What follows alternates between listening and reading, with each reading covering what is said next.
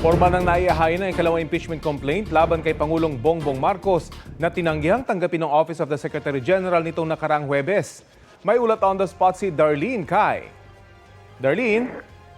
Rafi, pasado alas 10 ng umaga dumating dito sa tanggapan ng Secretary General ng House of Representatives ang ilang kongresistang bumubuo ng Makabayan Bloc kasama ang progresibong grupong bayan o bagong alyansang Makabayan para i-file uli ang ikalawang impeachment complaint laban kay Pangulong Bongbong Marcos. Pinangunahan niya ni na ACT Teachers Party List Representative Antonio Tino, Kabataan Party List Representative Rene Co, Gabriela Women's Party List Representative Sara Ilago at bagong alyansang Makabayan o Bayan Chairman Teddy Casino. Pagpasok nila sa opisina ng SecGen, narinig natin na sinabi ni Tino na take two. Matatandaang hindi kasi tinanggap ng Office of the Secretary General ang ikalawang impeachment complaint laban kay Pangulong Marcos na isa-file sana nila noong January 22 o nitong nakaraang Huwebes.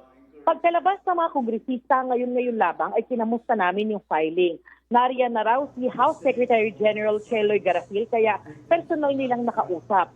Opisyal ng filed and received ang impeachment complaint. Pero ayon kay Tino, hindi raw nag-commit si Secgen Garafil na ire-refer ngayong araw kay House Speaker Bod Gigi alinsunod sa nakasaad sa rules.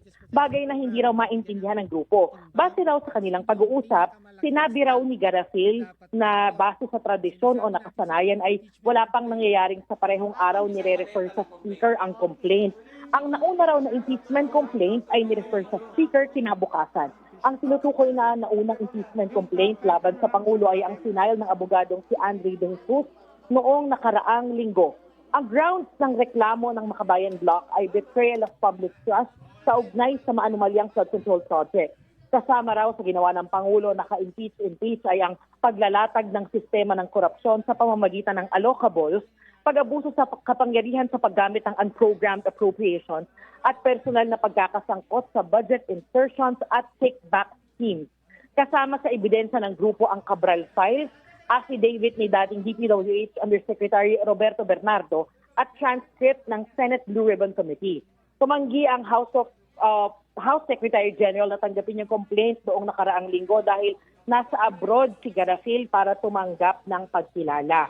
Nagtangka at nabiguring maghain ng impeachment complaint ang ilang dating opisyal ng gobyerno noong nakaraang linggo. Kaya sinabi noon ni Mike Defensor na hindi nila planong bumalik ngayong araw sa paniniwalang moro-moro at scam impeachment ang naunang inihain ng abogadong si De Jesus noong nakaraang linggo. Itinanggi na yan. Tulad naman sa naunang impeachment complaint laban sa Pangulo, ang sabi ng Malacanang ay handa ang Pangulo sa mga reklamo at malakas ang loob niyang wala siyang nilabag na anumang batas.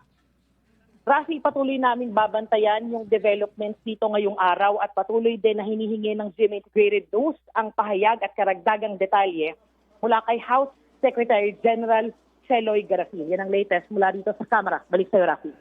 Maraming salamat, Darlene Kai.